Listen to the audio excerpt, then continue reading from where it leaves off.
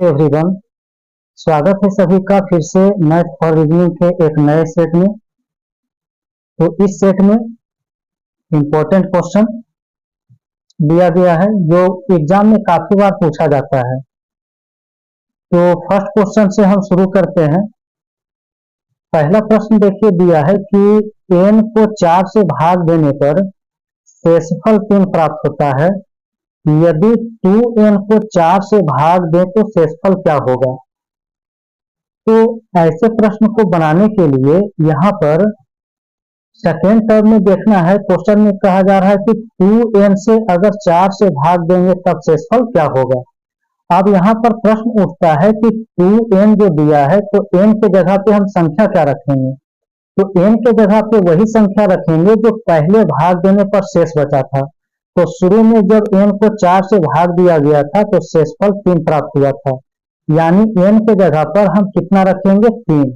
तो हमारा जो संख्या यहाँ पर निकल जाएगा वो कितना निकल जाएगा, 3 दूनी 6।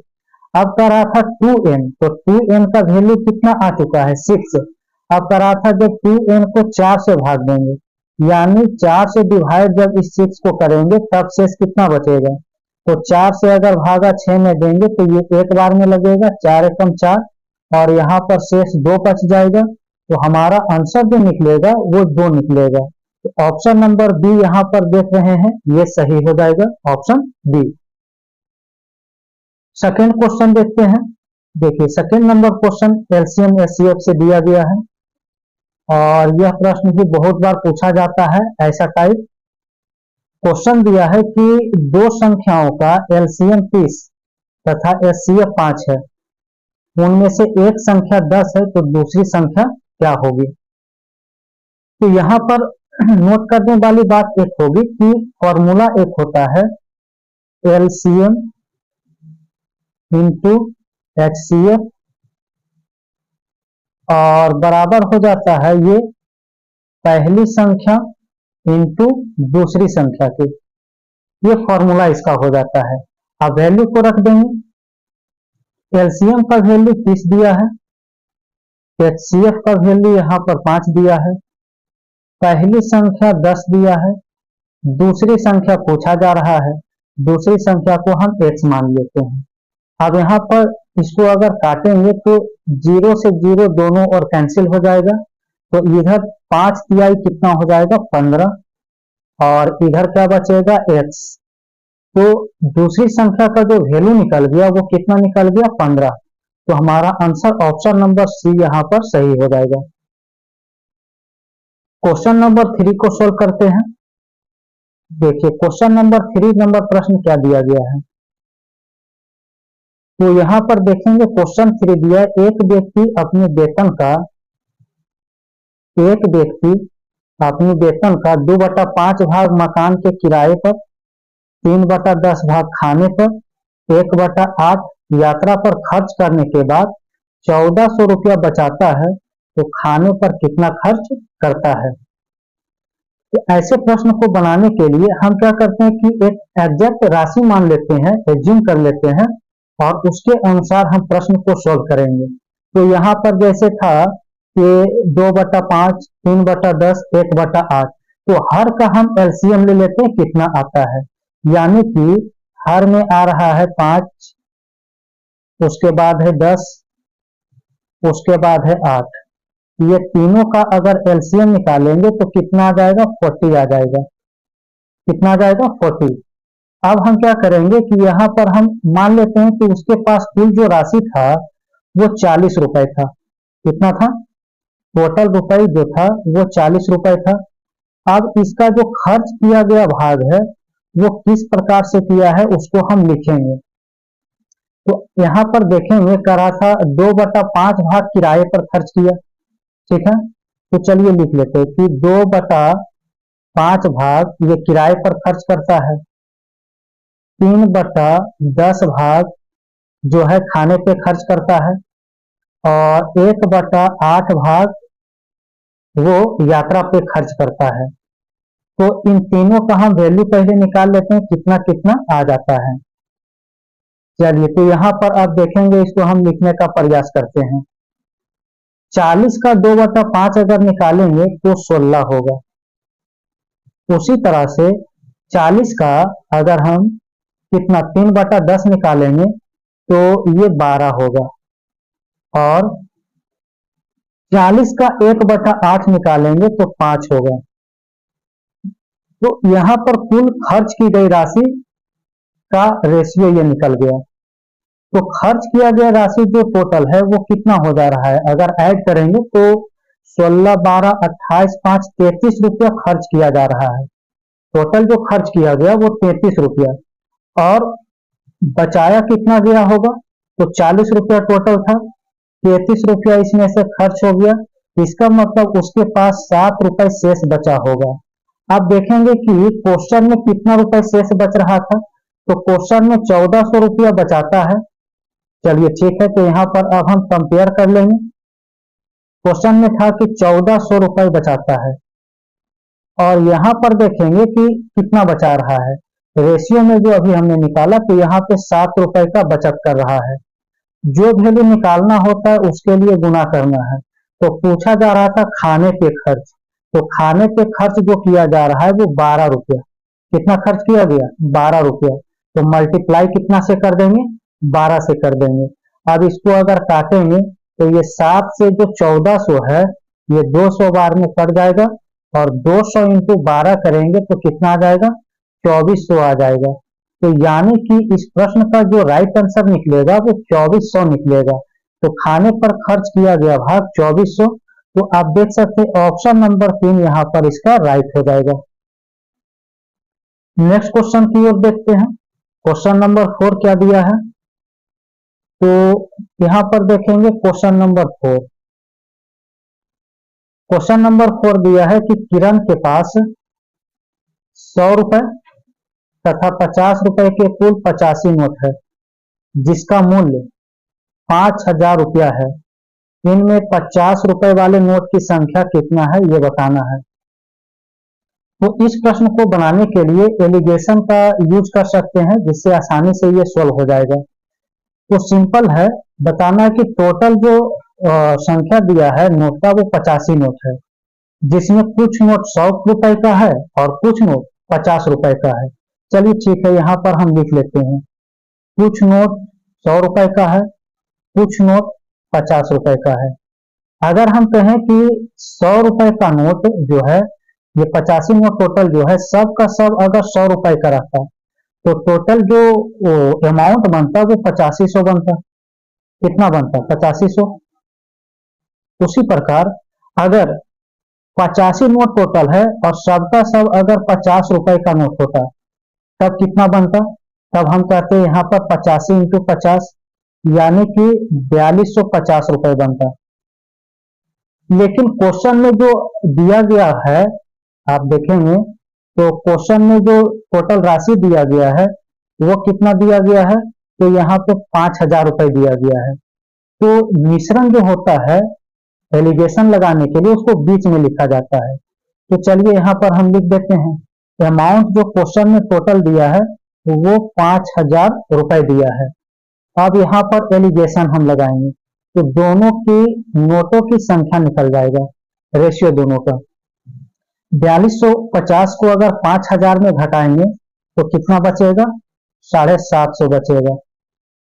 उसी प्रकार 8500 में ये 5000 अगर घटेगा तो कितना बचेगा, तो यहाँ पे 3500 बच जाएगा, बचेगा।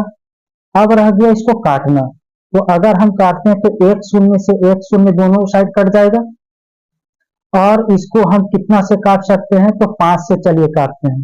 तो 5 से ये 15 बार में कट जाएगा 75, और 5 से ये 5 सत्ते 35, 70 बार में कटेगा। अभी ये और कट सकता है, तो और काट के इसको हम छोटा कर लेंगे यहाँ पे। तो ये जो है ये 5 से और दोनों कट जाएगा, तो 5 तिहाई 15 और 5 से ये 14 बार में कट जाएगा। यानी कि रेशियो जो निकला है 100 रुपए का 3 नोट और 50 रुपए का 14 नोट। अब यहाँ पे क्वेश्चन में देखना है कि टोटल जो संख्या दिया था वो दिया था कितना, तो टोटल संख्या 85 दिया है और 50 रुपए के नोट की संख्या बताना है। चलिए ठीक है, कंपेयर करते हैं। टोटल नोट की संख्या दिया है, वो दिया है 85, है ना। तो हम चलिए लिख देते हैं टोटल नोट 85। रेशियो में देखेंगे टोटल नोट कितना हो रहा है, तो 14 3 17 नोट हो रहा है।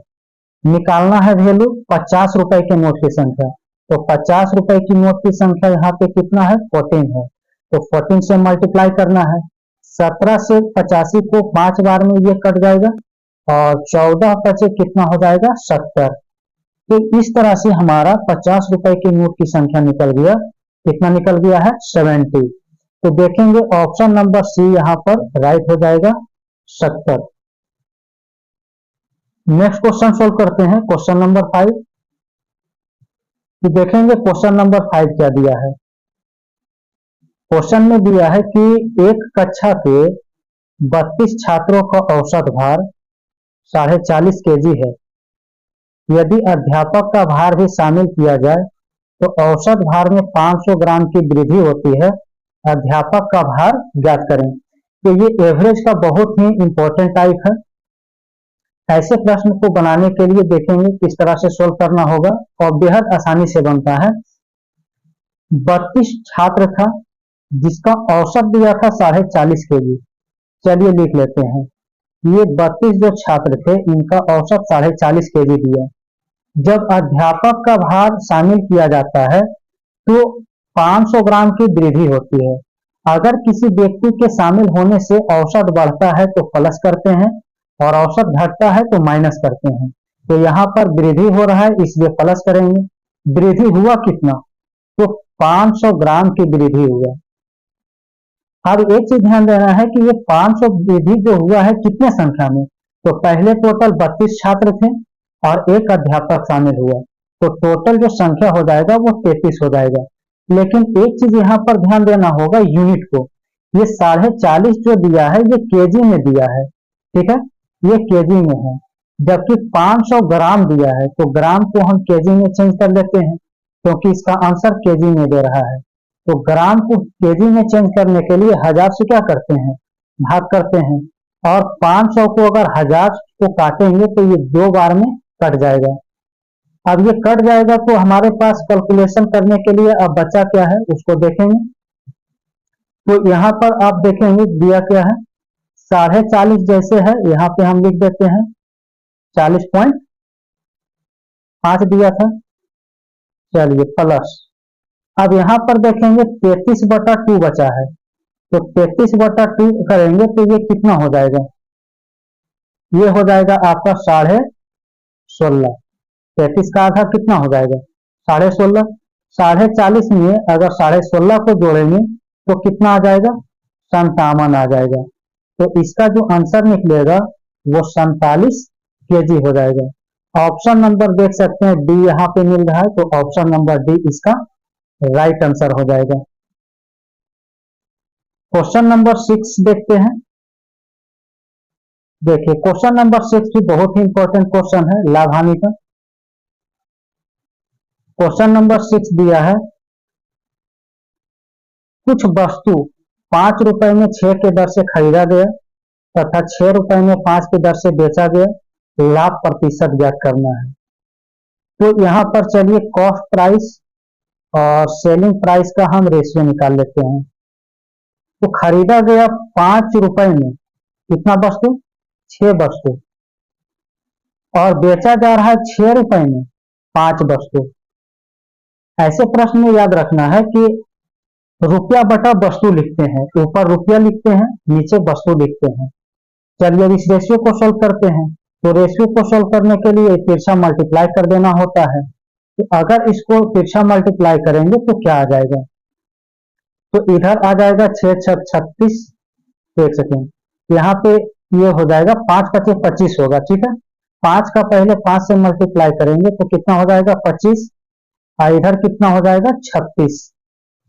अब यहाँ पर बताना था लाभ प्रतिशत, तो देख सकते हैं 25 में खरीदा गया और 36 में बेचा गया, कितने का लाभ होगा, तो हम कहेंगे 11 का लाभ होगा। 11 का लाभ ये जो हो रहा है वो कितने पे हो रहा है, तो 25 रुपए पे हो रहा है। तो 11 का लाभ 25 पे हुआ प्रतिशत निकालना है तो गुना 100 से किया जाता है, और ये 25 चौक कितना हो जाएगा 100, तो 11 चौक कितना हो जाएगा 44%। तो हमारा लाख परसेंट जो निकल जाएगा वो 44% निकल जाएगा। ऑप्शन नंबर देखेंगे यहाँ पर, ऑप्शन नंबर सी राइट हो जाएगा 44%। नेक्स्ट क्वेश्चन देखते हैं, क्वेश्चन नंबर 7। तो देखेंगे क्वेश्चन नंबर 7 क्या दिया है। तो देखिए नेक्स्ट प्रश्न दिया है कि तीन संख्या का योगफल 64 है, यदि पहली तथा दूसरी का अनुपात दिया है, दूसरी तथा तीसरी संख्या का अनुपात दिया है, तो दूसरी संख्या बताना है। तो इस प्रश्न को बनाने के लिए पहले तो तीनों संख्या का रेशियो ज्ञात करना होगा। तो हम क्या करते हैं कि पहले दो संख्या का रेशियो लिखते हैं जो दिया है। तो मान लेते हैं ए और बी, ये दो संख्या शुरू का हमने मान लिया, और इसका रेशियो दिया है 3:5। उसके बाद दूसरी और तीसरी का रेशियो दिया है, तो दूसरी और तीसरी का रेशियो हम बी और सी के रूप में मान लेते हैं, और रेशियो कितना दिया है 5:8 दिया है। चलिए 5:8 हम लिख लिया यहाँ पे। अब तीनों का रेशियो निकालना होगा, ए अनुपात बी अनुपात सी। तो तीनों का अगर रेशियो निकालेंगे तो पहले इस तरह से ये 3 और 5 गुना होगा, तो 5 या कितना बनेगा 15, है ना। बी निकालना है तो ये तिरछा मल्टीप्लाई 5 का 25, और सी निकालना है तो ये नीचे इस तरह से गुना हो जाएगा 8 का 40। अगर ये कटता है तो हम काट के इसको छोटा भी कर सकते हैं। तो ये तीनों जो है ये कट जाएगा 5 से, तो 5 तिहाई 15 बनेगा, 5 पचे 25, 5 40। चलिए अब कंपेयर करते हैं। क्वेश्चन में दिया क्या था, तीन संख्याओं का योगफल 64 दिया है, दूसरी संख्या बताना है। तो तीनों का योगफल दिया है 64, यहाँ पर तीनों का योगफल कितना होगा रेशियो में, तो 8 5 13 3 16 हो रहा है। दूसरी संख्या बताना है, तो दूसरी संख्या देखिए 5 दिया है, मल्टीप्लाई कितना से होगा 5 से, ये 16 चौक 64 होगा, और 5 चौक कितना हो जाएगा 20। तो इस प्रश्न का राइट आंसर 20 होगा। तो देखेंगे कौन सा ऑप्शन में दिया है।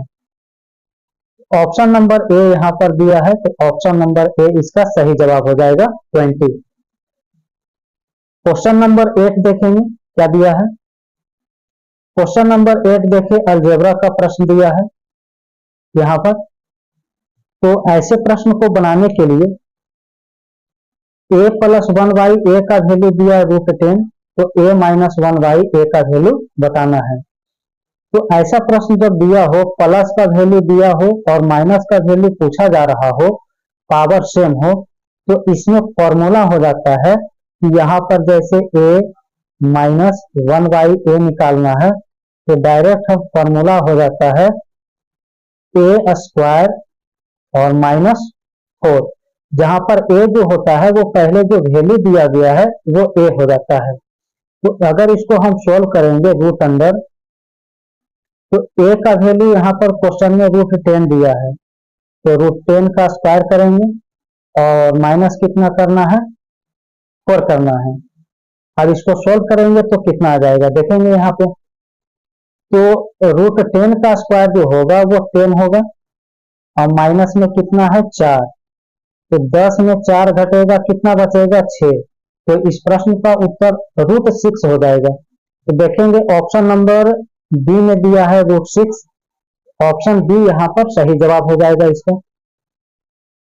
क्वेश्चन नंबर 9 सोल्व करते हैं, देखेंगे क्वेश्चन नंबर 9 देखेंगे, रीजनिंग का एक प्रश्न दिया है। क्वेश्चन में कहा जा रहा है कि वह विकल्प चुने जो तीसरे शब्द से इस प्रकार संबंधित है जिस प्रकार दूसरा शब्द पहले से संबंधित है। तो यहाँ पर देखेंगे कि भेड़ का संबंध मेमना से दिया है, तो भेड़ के जो छोटे बच्चे होते हैं उसे क्या कहा जाता है मेमना। उसी प्रकार तिरचट्टा का बताना है, इन चारों ऑप्शन में कौन सा संबंधित होगा। तो याद रखेंगे कि तिरचट्टा के जो छोटे अंडे होते हैं उसे निम्फ कहा जाता है। ऑप्शन नंबर डी यहाँ पर राइट होगा, इसका आंसर याद रखेंगे। तिलचट्टा का इसका क्या हो जाएगा, नीम। क्वेश्चन नंबर 10 देखते हैं और ये अंतिम क्वेश्चन है इस सेट का। तो क्वेश्चन नंबर 10 देखिए, कहा जा रहा है सीरीज का प्रश्न दिया गया है कि श्रृंखला में प्रश्न चिन्ह के स्थान पे क्या आएगा। तो 13 से 26 हुआ, 26 से 52, 52 से 104। तो ये साफ झलक रहा है कि प्रत्येक को क्या किया गया है, दुगना कर दिया गया। 13 दूनी कितना होता है, 26। फिर देखेंगे 26 दूनी कितना होता है, 52। फिर 52 दूना कितना होता है, 104। तो उसी प्रकार 104 को अगर 2 से मल्टीप्लाई करेंगे तो कितना बन जाएगा, 208 बन जाएगा। तो इसका राइट आंसर देखेंगे ऑप्शन नंबर बी हो जाएगा, 208। तो यदि आप इस चैनल पर नए होंगे और मैथ और रीजनिंग के प्रश्न का डेली प्रैक्टिस करना चाहते हैं एग्जाम के लिए, तो आप जल्दी से इस चैनल को सब्सक्राइब करें, वीडियो को लाइक करें और शेयर करें। तो नेक्स्ट वीडियो अब कल मिलेगा।